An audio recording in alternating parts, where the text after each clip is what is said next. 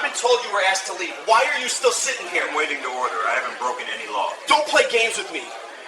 People like you walk in here, cause problems, then act innocent. I asked for a menu. Stand up right now. Police were called to a restaurant in Naperville after staff reported a suspicious man sitting alone and refusing to leave.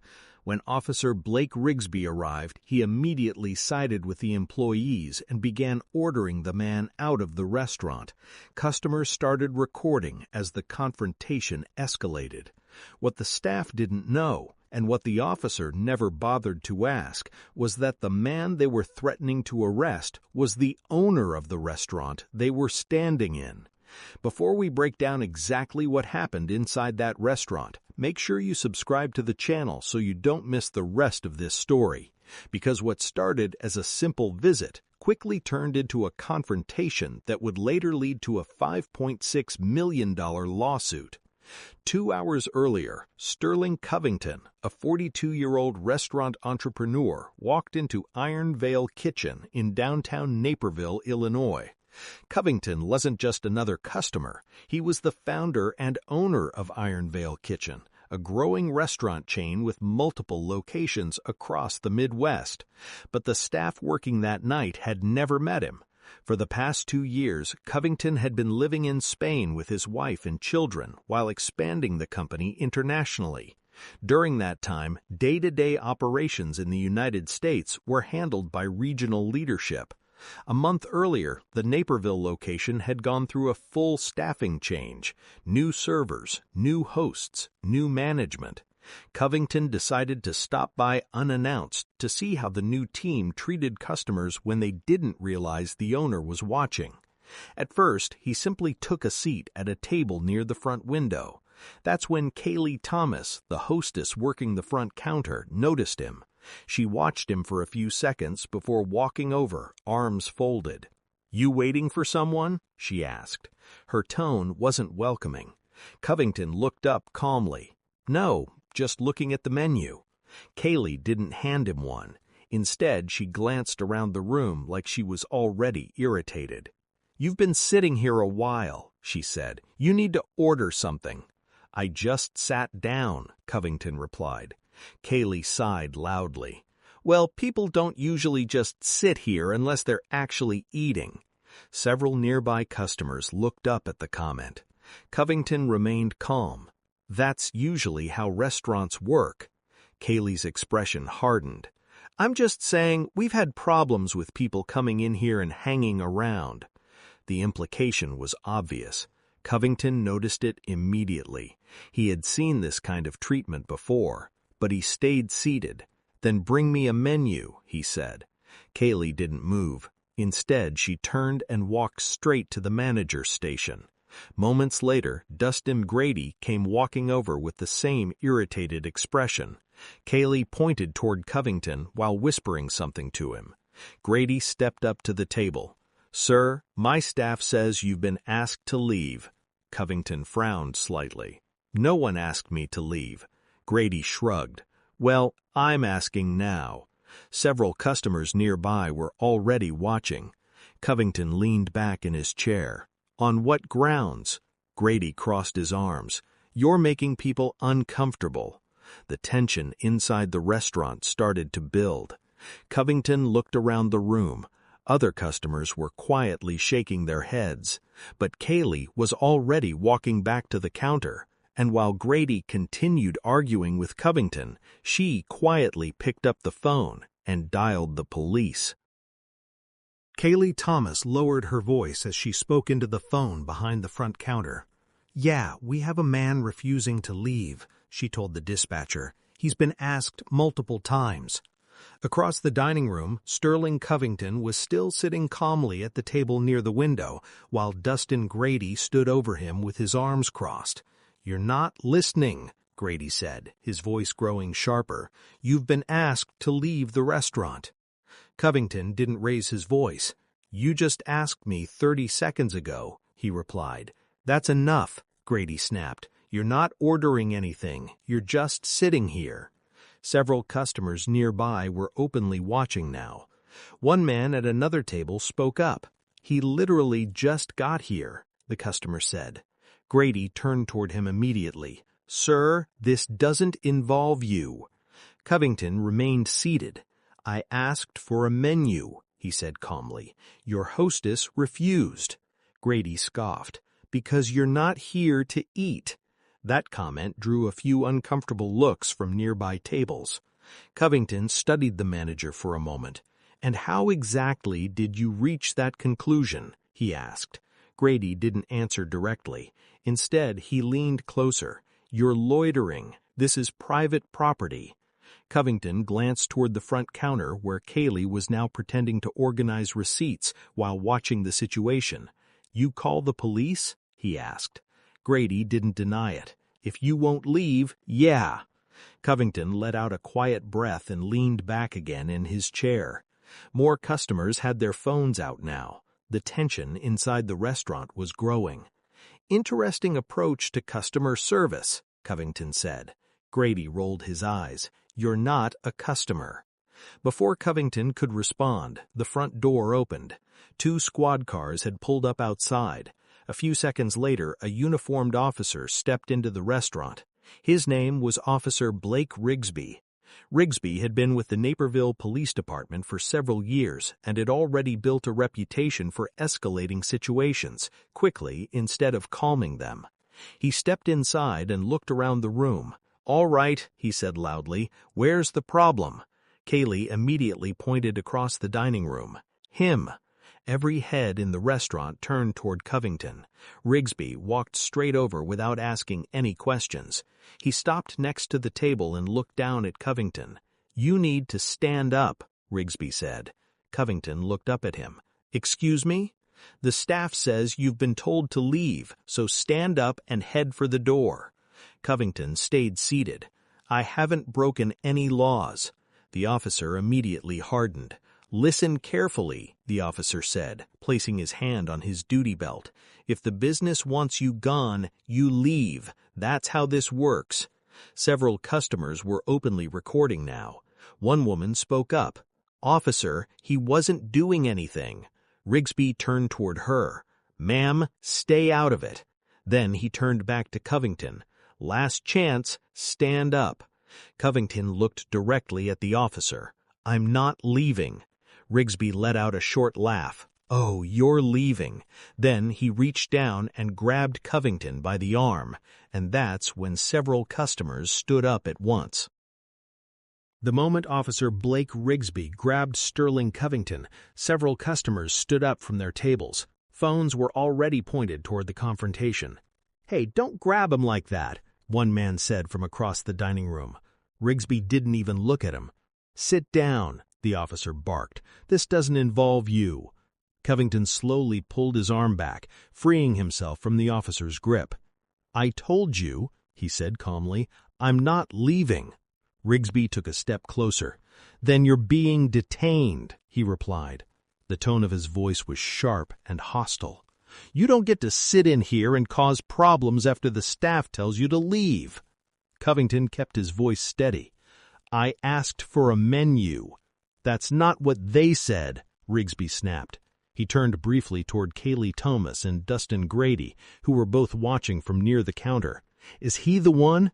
Rigsby asked. Kaylee nodded quickly. That's him. He's been sitting here arguing with us and refusing to leave. Rigsby looked back at Covington.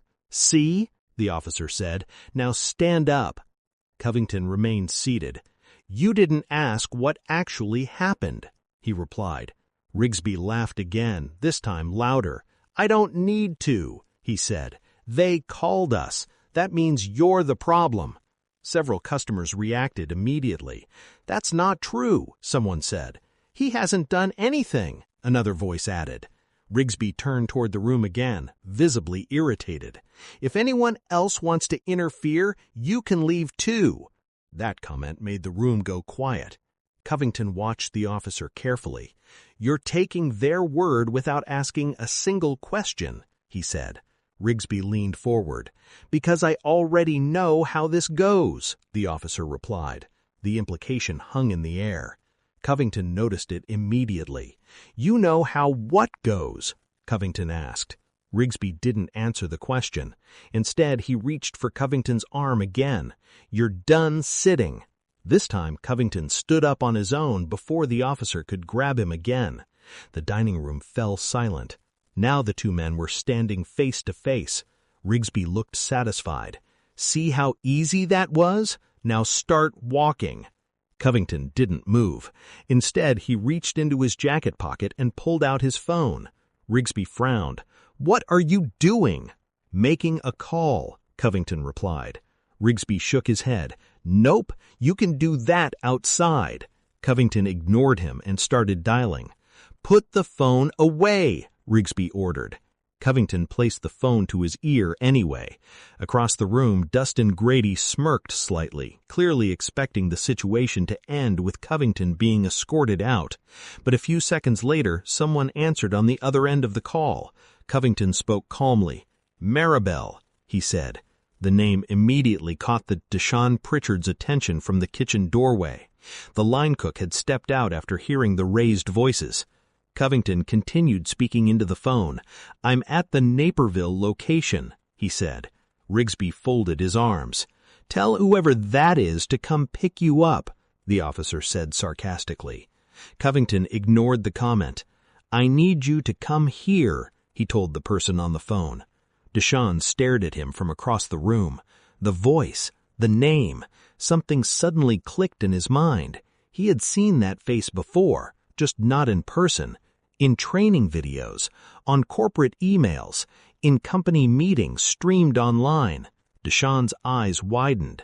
Across the dining room, Officer Rigsby was already reaching for Covington's arm again. "Call's over," the officer said. But Deshaun suddenly stepped forward from the kitchen doorway. "Wait," he said loudly. Everyone turned toward him. Deshaun pointed toward Covington. "Manager, you might want to stop." The dining room went quiet the moment Deshaun Pritchard spoke up. Everyone turned toward him. Even Officer Blake Rigsby paused for a second, still standing inches away from Sterling Covington. Dustin Grady looked irritated. "What is it, Deshaun?" the manager said. "Get back in the kitchen." But Deshaun didn't move. He was staring directly at Covington. "I've seen him before," Deshaun said slowly. Kaylee Thomas immediately rolled her eyes. "No, you haven't," she said. Deshaun ignored her. "I'm serious," he said. "I know who he is." Rigsby sighed loudly. "Great," the officer said sarcastically. "Another witness." Deshaun shook his head. "That's not what I mean." He pointed again toward Covington. "I'm pretty sure he's—" "Stop," Grady interrupted sharply. The manager stepped closer to Deshaun now, clearly annoyed. "Go back to work," he said under his breath. But the tension in the room had already changed. Several customers were watching Deshaun closely. One of them said quietly, "Let him talk." Rigsby looked between them, clearly losing patience. "All right, that's enough," the officer said. "This guy was told to leave." He turned back toward Covington. "You had your chance," Rigsby said. "Now we're doing this the hard way." The officer grabbed Covington's arm again, this time more aggressively. "Let go of me," Covington said calmly. "You should have left when they told you," Rigsby replied. Across the room, phones were still recording. One customer said loudly, "Officer, you're making a mistake." Rigsby turned toward the voice with a glare. "No, what I'm doing is removing someone who doesn't belong here." Covington looked directly at him. "You're sure about that?" Rigsby scoffed. "Pretty sure." Meanwhile, Deshaun was still standing near the kitchen doorway. His face had gone pale. He stepped forward again. "Officer, seriously," Deshaun said. "You need to stop." Rigsby turned toward him again, clearly irritated. "Unless you want to join him outside, stay out of it." Deshaun looked at Dustin Grady. "Do you recognize him?" he asked. Grady shook his head. "No, and I don't care." The front door suddenly opened. Everyone instinctively looked toward the entrance. A woman in a business suit walked in quickly, scanning the room. The moment she saw Sterling Covington standing beside Officer Rigsby, her expression changed instantly. She walked straight toward them. "Sterling?" she said. Rigsby glanced at her. "Ma'am, you'll need to step back." But she ignored him. Instead, she looked directly at Dustin Grady. "What exactly is going on here?" she demanded. Grady looked confused. "Who are you?" The woman didn't answer immediately. Instead, she turned toward Covington. "Are you all right?" she asked. Covington nodded calmly. "I'm fine." Then she turned back toward the manager and the officer. Her tone changed completely. "I'm Maribel Halstead," she said firmly. "I'm the Regional Operations Director for Iron Vale Kitchen." The words landed like a shockwave across the dining room. Dustin Grady's expression froze. Kaylee Thomas stopped moving. Even Officer Rigsby paused. Maribel pointed directly at Covington. "And that man you're trying to drag out of this restaurant," she said, "is the owner of this entire company." The restaurant went completely silent, but Officer Rigsby still hadn't let go of Covington. For a moment, nobody in the restaurant moved. Officer Blake Rigsby was still holding Sterling Covington's arm. Across from them, Maribel Halstead stood with her arms at her sides, staring directly at the officer. "And that man you're trying to drag out of this restaurant," she had just said, "is the owner of this entire company." The words hung in the air. Several customers looked back and forth between Covington, the officer, and the manager. Phones were still recording. Dustin Grady was the first one to react. "What?" he said. Maribel didn't even look at him. "I said he owns the company," she repeated calmly. Kaylee Thomas's face went pale behind the front counter. "That's not possible," she said quietly. Maribel turned toward her. "Not possible," she replied. "You work here and you don't know who the owner is?" Kaylee didn't answer. Meanwhile, Rigsby finally released Covington's arm, but the officer's expression didn't change. Instead, he looked irritated. "You expect me to believe this guy owns the place?" Rigsby said. Maribel stared at him. "You didn't bother asking a single question before putting your hands on him," she replied. Rigsby shrugged slightly. "Well, maybe the staff misunderstood the situation," he said. Maribel shook her head. "No," she replied. "They didn't misunderstand anything." She turned toward Dustin Grady. "You told the owner of this company to leave his own restaurant." Dustin Grady looked like he was trying to process what he was hearing. "I didn't know who he was," he said. Covington looked directly at him. "That didn't stop you from calling the police." Grady didn't respond. Across the room, Deshaun Pritchard was watching silently. Kaylee Thomas slowly stepped away from the counter. Her voice was quieter now. "We thought he was just sitting there causing problems," she said. Covington looked at her. "No," he replied. "You assumed that." The room went quiet again. Rigsby adjusted his stance. "Well," the officer said, clearly irritated, "if this is some kind of misunderstanding, then it's handled." Maribel looked at him sharply. "Handled?" she repeated. "You put your hands on the owner of a private business without even investigating the situation." Rigsby didn't answer. Instead, he glanced toward the door like he was ready to leave. But Covington spoke again. "Officer," he said. Rigsby stopped walking. "What?" Covington looked directly at him. "You grabbed me. You threatened to remove me from my own property." Rigsby's expression hardened again. "You weren't cooperating." Covington nodded slowly. "Good," he said. That answer caught the officer off guard. "Good?" Rigsby repeated. Covington slipped his phone back into his pocket. "Yes," he said. Then he looked around the restaurant at all the phones recording. "Because now," Covington continued calmly, "there are witnesses." The restaurant was still quiet after Sterling Covington spoke. "Because now, there are witnesses." Several customers were still holding their phones up. Some had moved closer, making sure the moment was clearly recorded. Officer Blake Rigsby looked around the room and immediately realized how many people had captured the confrontation. He cleared his throat. "Well, like I said, this sounds like a misunderstanding." But Covington didn't respond to that. Instead, he turned toward Maribel Halstead. "Make sure corporate pulls the security footage," he said calmly. Maribel nodded. "Already done," she replied. Then she looked directly at Dustin Grady and Kaylee Thomas. Neither of them could make eye contact anymore. The arrogance that had filled the room earlier was gone. Covington stepped away from the table and slowly looked around the restaurant. For a moment, he didn't say anything. Then he turned back toward the manager. "You told me I was making people uncomfortable," he said. Grady swallowed. "I didn't know who you were." Covington shook his head slightly. "That's the problem," he replied. "You shouldn't need to know who someone is to treat them with basic respect." Kaylee looked like she wanted to disappear behind the counter. Covington turned toward her next. "You assumed I didn't belong here." She didn't answer. Then he looked back at Officer Rigsby. "And you didn't ask a single question before grabbing me." Rigsby folded his arms defensively. "You were refusing to leave private property." Covington didn't argue. Instead, he gestured around the room. "My property."